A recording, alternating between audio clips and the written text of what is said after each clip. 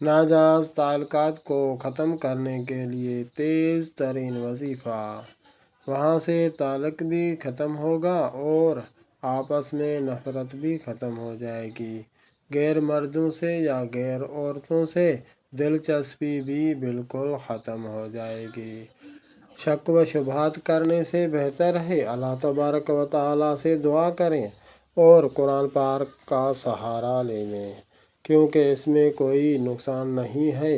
دنیا میں فائدہ ملے گا اور آخرت کا اجر بھی ملے گا۔ اللہ تبارک و تعالیٰ بھی خوش ہوگا۔ محبت میں کوئی دراڑ نہیں آ سکتی۔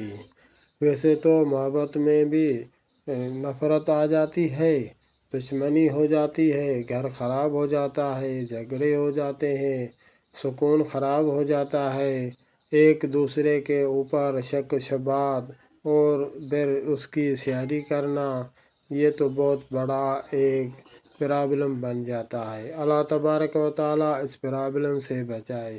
یہ آیت پڑھیں، کسی چیز پہ کھانے کی چیز ہو، مرد کو کھلائیں یا کسی عورت کو کھلائیں، انشاءاللہ تبارک و تعالیٰ اس کی یہ گندی عادت بالکل ختم ہو جائے گی۔ جتنا یقین ہوگا اتنا ہی فائدہ ہوگا۔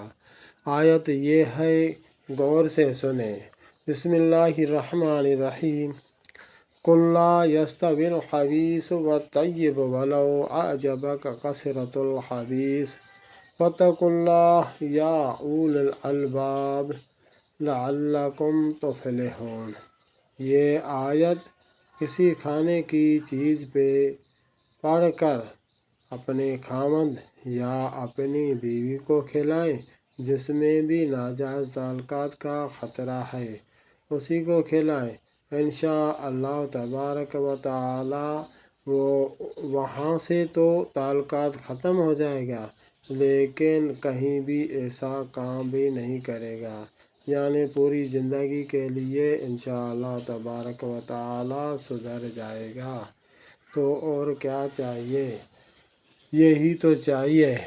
باقی خواہ مخواہ گھر خراب کرنا ہے تو پھر تو اللہ رحم کرے۔ یہ آیت 11 دن تک پڑھنی ہے اور 141 بار پڑھنی ہے۔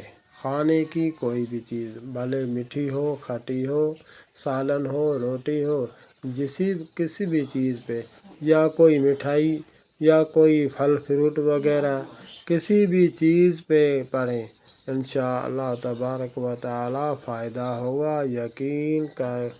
یقین کریں اور یقین سے سکون سے سو جائیں گے۔